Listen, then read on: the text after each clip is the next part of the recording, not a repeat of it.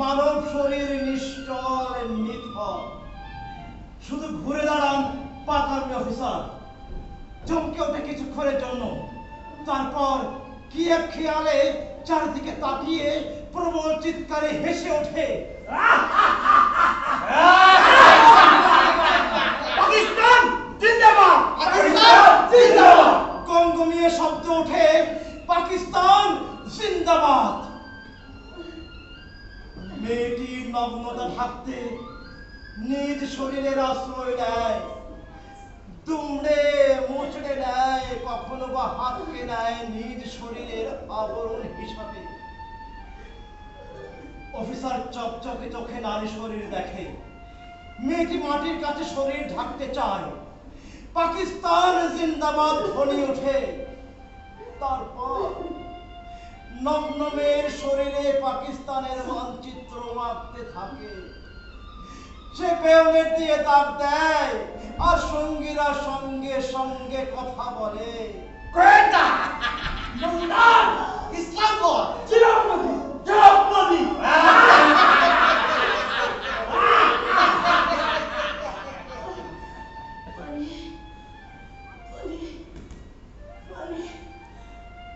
মেয়েটা পানি পানি বলে চিৎকার করে, চিৎকার করে। কেউ এক ফোঁটা পানিও দেয় না।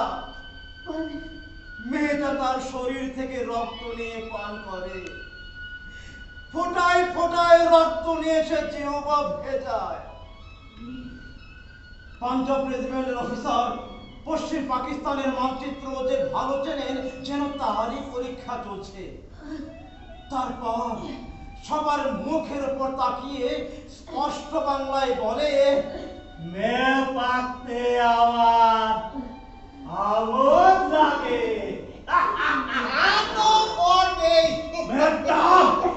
শেষ হলো না, ওরে আমার মা জননী, সব পাকিস্তান হবে। পাকিস্তান জিন্দাবাদ! পাকিস্তান জিন্দাবাদ!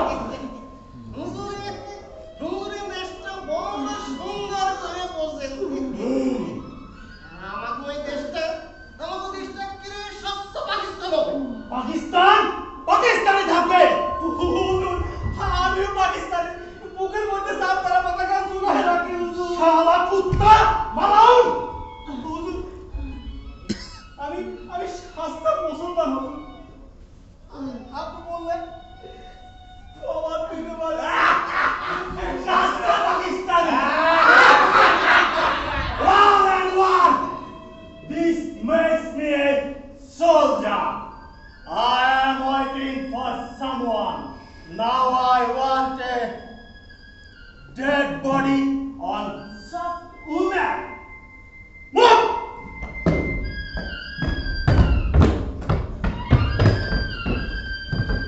তার লোভী চোখে কামের ছায়া দেখে চমকে ওঠে রাজাকার। তার এত তৃষ্ণা কেমন করে পুরা করবে সে? তারপর ফিরে বট গাছের নিচে আছড়ে পড়ে। সে কথা বলতে চায়। ভরা জোছনায় যে মেয়েটি পালা গিয়েছিল তার কথা বলতে চায়, কিন্তু তার মুখ ভরে ওঠে রক্তে। লাল টকটকে রক্ত তার মুখ থেকে বেরিয়ে আসে। সে রক্ত বমি করতে থাকে।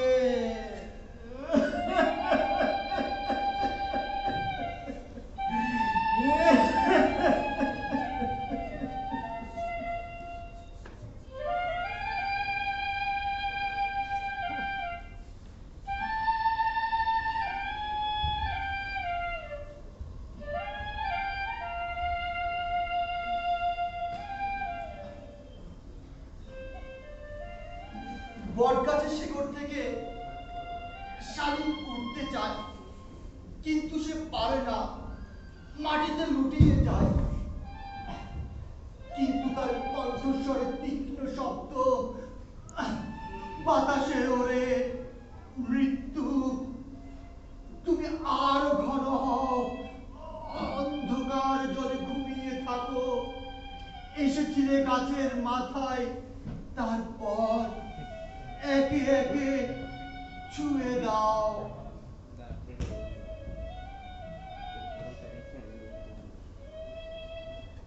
মৃত্যুর ছোঁয়া আর না ছোঁয়ার ফাঁকে থাকে কিছু মানুষ, তারা যেন মৃত্যুর মুখ দেখার জন্যই বেঁচে থাকে।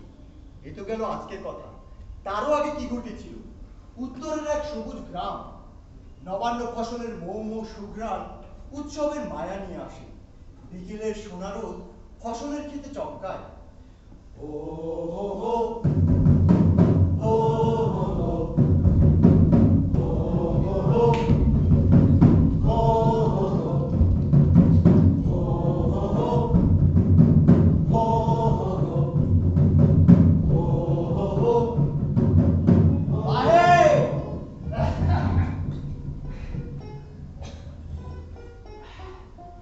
আহে! ধান কিবা ধান মেলা হয়েছে। বউটারে এবার রূপার এখানে কিনা দিমু। তোর বউয়ের আবার রূপার নলক লাগবে রে। কেন? তোর বউ তো এমনিতেই সুন্দর, নলক ছাড়াই সুন্দর লাগে।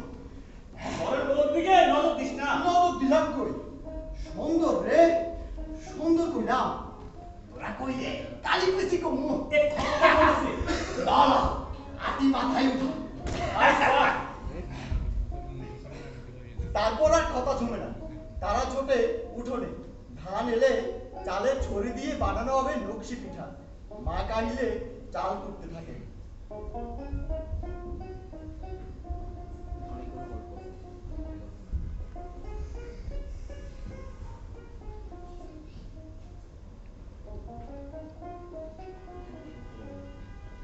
অবু নুপুর তো নকশা ভালো করে।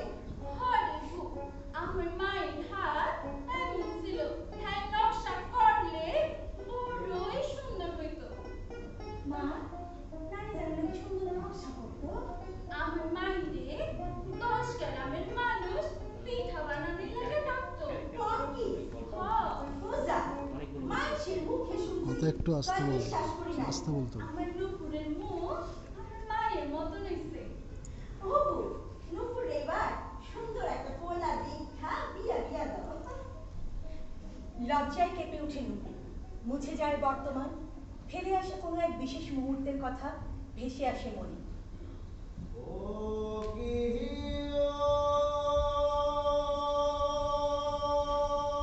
বন্ধু জলে ভ্রমরারে কখন দিন আসিবেন বন্ধু কয়া যাও কয়া যাও রে। নুপুর, তুই এত সুন্দর কেন? কি যে কম, আমার শরম লাগে না? তোরে আমি খুব ভালোবাসি। ভালোবাসলে সবাই এমন কইরাই কর। না রে, তোরে দেখলে আমার বুকটা হালকা হইয়া যায়, দম ছাড়তে পারি না।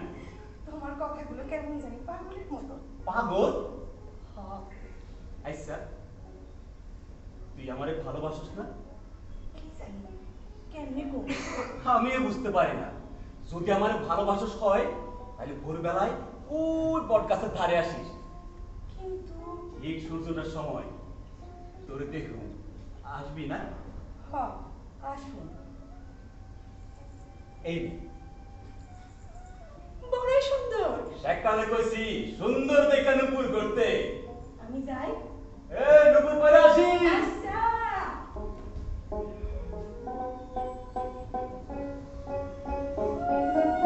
দর্শক শ্রোতা মণ্ডলী, গ্রামের দক্ষিণে বাদন শোনা যায় শব্দ। কাঁচা রাস্তায় নিয়মিত মার্চ করা সৈন্যদের বুটের শব্দ আর গুলি নতুন করে শব্দমালা গাঁথে। Left right left, left right left, left right left, দিকে দিক দিকে দিক, right left right, right left right, right left right. এই বাহিনীর ঠিক সামনে পিস কমিটির চেয়ারম্যান, তিনি তো পাকিস্তান বাহিনীর দেবদূত, পথ দেখিয়ে নিয়ে আসছেন। পথে পথে ছায়া বিছিয়ে দেন। Left right left, left right left, left right left, left right left. আসুন স্যার, আসুন। আসুন স্যার, আসুন, আসুন। আপনারা হলেন হালাল নিয়ামত। তাই? দেশটার সে হাজার পাল্টে দিয়েছেন স্যার। আচ্ছা। জি স্যার, আপনাদের দেখলে শরীরে বড় তাকত পায়। স্যার, ওদিক থেকে শুরু করি, ওখানে সব মানুষ স্যার। জি স্যার।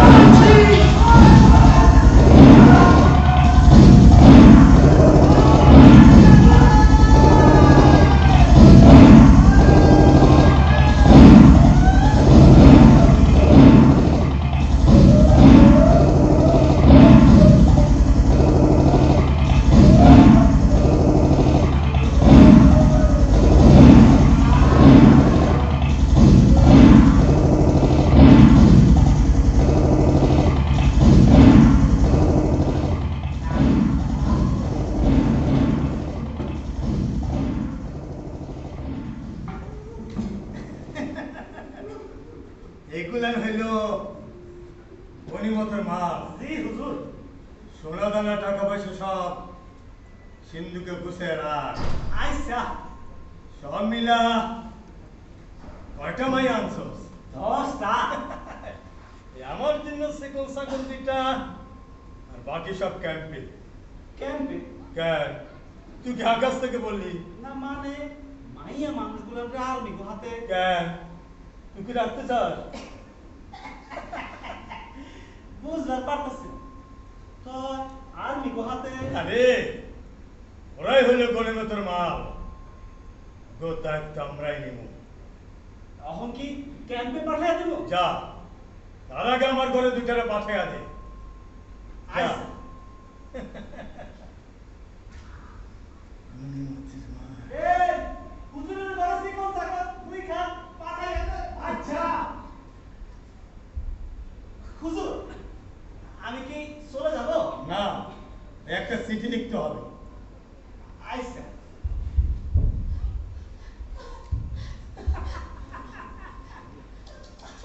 আরে নরম হাত পাঞ্চল,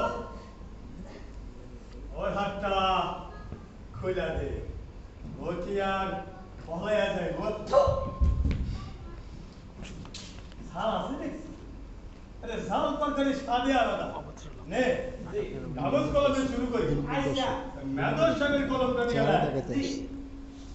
কোন না, কি নাম তোমার? নিকুটা সুকন্যা। মাইয়া মানুষের শরীর না দেখলে আমি আবার চিঠি লিখতে পারি না। কিরকম হুজুর? এলাক, জি। তোমার উপর কবরে আযাব নেমে আসছে, আসছে। সাবধান হইয়া যাও। ওই আল্লাহ। টাকা পয়সা সোনা দানা সব সিন্ধুকে গুছিয়ে রাখ। এ ঝাল তরকারি নিকুটা আসো। বাহ বাহ, হ্যাঁ তো তরকারি ঠান্ডা। যাও যাও যাও যাও। কারণ ভোরে তোমার ছেড়ে দিল শুধু একটা রাত, একটা রাত আমার সাথে। এই জি। তুই কি লিখছস? টাকা সম্পত্তি গুছায় রাখ। আচ্ছা, শালার পুতে কি আর সুন্দর মাইয়া আছে? না এমন সুন্দর মাইয়া। কন্যা, কি নাম তোমার? আহা, কি নাম? আর কাঁপতেছো কেন? আমার কাছে আসো, আমার মুখে মাথা রাখো। আমি আমি তোমার সব ভয় ভুলে দিব। নূপুর, নূপুর নামটা আমার বেশ পছন্দ হয়েছে। তোমাকেও আমার বেশ পছন্দ হয়েছে। I G. তারপর আমার নামটা লিখা দে।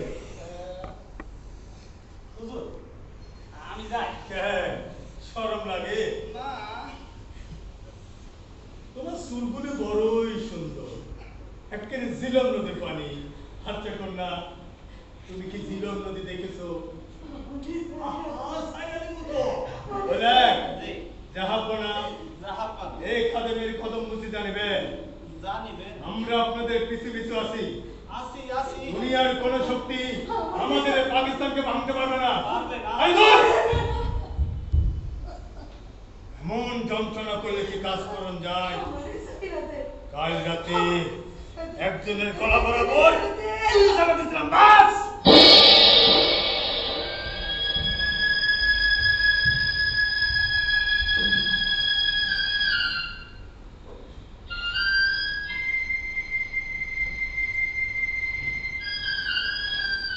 সেই সব পূর্ণ অথবা পূর্ণ নারী গোপন রোণাচলের সঙ্গে দীর্ঘশ্বাস ফেলেছে আর বন্দি কুটির দিকে অপেক্ষা করছে কখন আসবে সোনার ছেলেরা যারা আরো হাতে সে মুক্তি দেবে। একদিন একদিন সেই সোনারাঙা দিন আসে বাংলাদেশে। জয় বাংলা নামে নিষিদ্ধ স্লোগানটি আর লাল সবুজের পতাকায় ছেয়ে যায় বাংলাদেশ। সোনা সোনা সোনা লোকে বলে সোনা সোনা নয় তত খাটি বলো যত খাটি খাইছে খাটি বাংলাদেশের মাটি আমার বাংলাদেশের মাটি আমার চারদিকে চারদিকে কি আনন্দ নৃত্য। সেই টানমাটার আনন্দ নৃত্যের সাথে পালায় মানুষের মাথা খাওয়া এই রাজাকার।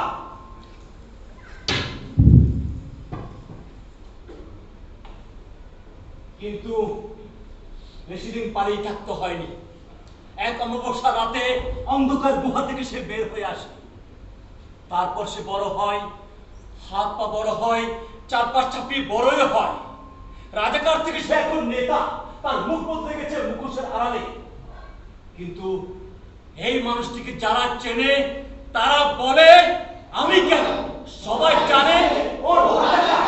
কিংবা কোন এক চকপকে রাতে অক্ষম মানুষের মুখ থেকে বেরিয়ে আসে একদলা থুতু। রাজাকারের হিংস্র দাঁত আর জিহ্বার গাবের টকটকে লাল রক্ত ফোটায় ফোটায় নামে। সে বদ্ধ করে রক্ত পানি নৃত্য করে। তারপর উদ্যমকে দিবে চিৎকার করে বলে ভাই যুদ্ধটাকে আরো বেশি দিন থাকলো না। মানুষের রক্ত খাওয়ার পিপাসাতে কিছুতেই থামানো যায় না। কিছুতেই থামানো যায় না। তখনই সবুজ টানার টিয়া ফুল খুলে দিয়ে তাকিয়ে এই নৃত্য দেখে। সেই উঠতে চায়, ঘাতকের ছুরি হা করা, মুখে রক্ত মাখা দাঁত, টানা ঝাটকায় টিয়া, কিন্তু সে উঠতে পারে না।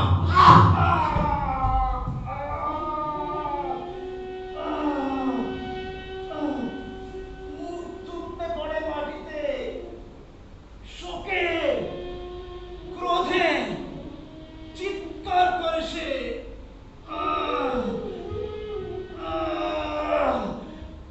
তারপর বুক ঘষে টিয়া সামনে এগোয়। সে বটবৃক্ষের সামনে যখন আসে তখন তার চামড়ার আবরণে ক্ষত হয়। ওই ক্ষত থেকে ফোটায় ফোটায় রক্ত বের হয়। টিয়া পাখি গাছের দিকে তাকিয়ে কাঁদে। তারপর গাছের শিকড়ের কাছে মৃত্যু হয়।